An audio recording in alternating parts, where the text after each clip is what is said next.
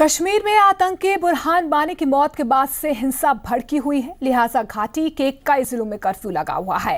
लेकिन इन सबके बीच आतंकियों और पाकिस्तान को मुंह चिढ़ाती कुछ तस्वीरें आपको दिखाते हैं, जिनमें साफ हो जाएगा कि कश्मीर का युवा आजादी नहीं बल्कि शिक्षा चाहता है, पढ़ना चाहता है, आगे बढ़ना चाहता है। कश्मीर से हमारी खास रिपोर्ट देखिए।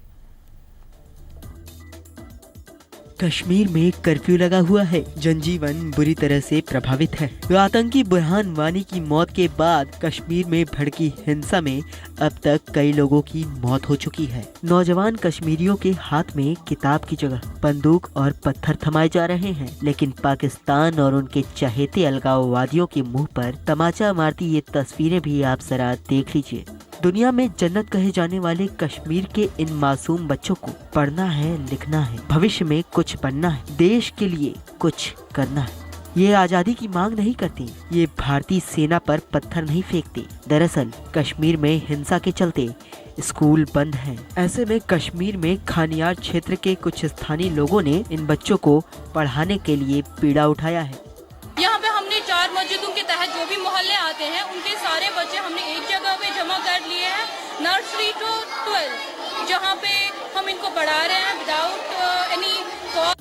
पिछले 3 दिनों से करीब 300 बच्चे इस फ्री कोचिंग सेंटर में पढ़ रहे हैं। इस कोचिंग सेंटर में नर्सरी से लेकर 12वीं के बच्चे को पढ़ाया जा रहा है। अब तो स्थानीय लोगों ने बाकी जगह भी इस तरह के ट्यूशन सेंटर खोलने की मांग की है, ताकि उनके बच्चों का भविष्य बर्बाद ना हो। एडमिशन खुला है, आज ही हमने स्टार्ट किया है। बच्चे जो यहाँ पर आ रहे हैं, एटलीस्ट यहाँ पर आज जो हमारे बच्चों का रोल स्टेटमेंट हमें जो मिला है तकरीबन 300 से ज्यादा।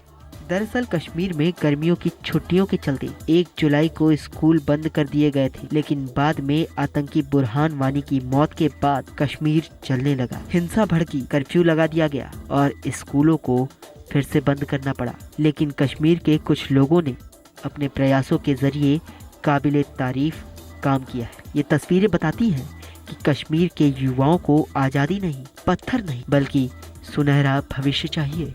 बालकों के हाथ में, युवकों के हाथ में, बच्चों के हाथ में लैपटॉप होना चाहिए। जिन बालकों के हाथ में वॉलीबॉल का बॉल होना चाहिए, क्रिकेट का बैट होना चाहिए, मैदानों में मस्ती के खेल होना चाहिए, हाथ में किताब होनी चाहिए,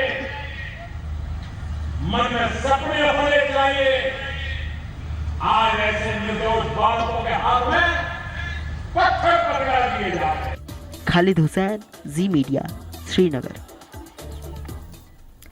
बात मौसम की कर लेते हैं। हिमाचल में मूसलाधार बारिश ने लोगों की नींद उड़ा दी है, जनजीवन पूरी तरह से प्रभावित हुआ है। हिमाचल प्रदेश के इंदौरा में एक पुल बारिश के चलते ढह गया, तो वहीं हमीरपुर में बारिश के चलते फंसे कुछ लोगों को रेस्क्यू किया गया।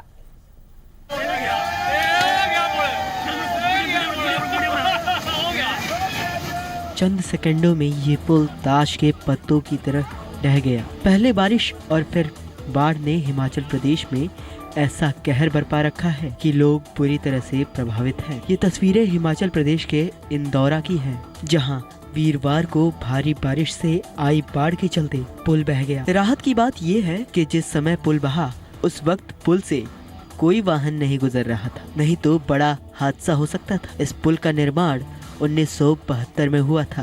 पिछले साल भी इस पुल में कुछ खामियां सामने आई थी, लेकिन बावजूद इसके विभाग ने कोई ठोस कदम नहीं उठाए। ये पुल दर्जनों गांव को पंजाब से जोड़ता था, लेकिन अब इसके बहने से लोगों को काफी परेशानियों का सामना करना पड़ रहा है।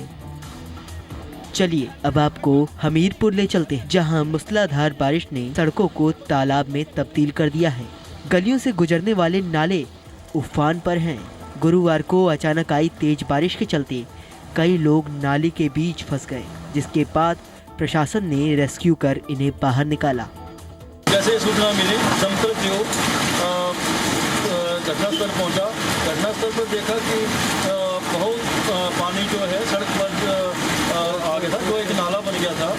तो बच्चों को पुलिस की गाड़ियों तथा हमारे दमकल जो अग्निशमन बचाव दल था, उन्होंने बच्चों को गाड़ियों में बिठा करके नाले से क्रॉस कराया। सबसे पहले यहाँ पे पता चला कि कुछ बच्चे फंस गए थे, बारिश का पानी बहुत ज़्यादा हो गया था और वो क्रॉस नहीं कर पा रहे थे। तो इन द मेन टाइम प्रशासन को चाहिए बताया गया और खुशी की बात है कि बहुत अच्छा एक्शन देखने को मिला। एकदम से फायर ब्रिगेड और पुलिस डिपार्टमेंट यहाँ पहुँचा, जिन्होंने बहुत अच्छा रेस्क्यू मिशन किया। हिमाचल प्रदेश में मूसलाधार बारिश ने कहर बरपा रखा है। जगह जगह लैंड स्लाइड हो रहा है तो कहीं तेज बारिश के चलते नदियां और नाले उफान पर हैं। आंकड़ों की माने तो अब तक हिमाचल प्रदेश में 414 करोड़ का नुकसान हो चुका है। यानी हिमाचल प्रदेश में बारिश आफत लेकर आई है। पठानकोट से अजय महाजन के साथ अरविंद सिंह, जी मीडिया, हमीरपुर। तो हिमाचल में बारिश आफत बनकर बरस रही है। आपने देखा किस तरह से चंद सेकंड्स में, यानी फ्रैक्शन ऑफ सेकंड्स में, ये पूरा जो पुल है ताश के पत्तों की तरह ढह गया। पहले बारिश और फिर बाढ़ ने अब जो है हिमाचल प्रदेश में कहर बरपाना शुरू कर दिया है। लोग बुरी तरह से प्रभावित हो रहे हैं। तस्वीरें हम आपको दिखा रहे हैं प्रदेश के कंदरौड़ी की। जी हाँ, कांगड़ा के कंदरौड़ी की हैं ये तस्वीरें, जहाँ पर वीरवार को भारी बारिश से बाढ़ के चलते ये पुल बह गया। राहत की बात ये रही कि जिस समय पुल बहा उस वक्त पुल पर से कोई वाहन गुजर नहीं रहा था, नहीं तो यहाँ पर कोई बड़ा हादसा जरूर हो सकता था। लेकिन जिस तरह से तस्वीरें आप देख पा रहे हैं कि किस तरह से बाढ़ का कहर जो है हिमाचल प्रदेश में बरप रहा है। जी पंजाब हरियाणा हिमाचल की मुहिम रंग लाई है और शहीदों के परिजनों को मुख्यमंत्री प्रकाश सिंह बादल से भरोसा मिल गया है। जी पंजाब हरियाणा हिमाचल समय समय पर देश के लिए अपनी जान कुर्बान करने वाले शहीदों के परिवारों की फरियाद सरकार के कानों तक पहुंचाने की कोशिश करता रहा है और आगे भी करता रहेगा। अपनी टीवी स्क्रीन पर 6 तस्वीरें आप देख रहे हैं, ये बता रही हैं कि आपके अपने भरोसेमंद चैनल ने शहीदों के परिवार को उनका हक दिलाने के लिए पल पल उनका साथ दिया है।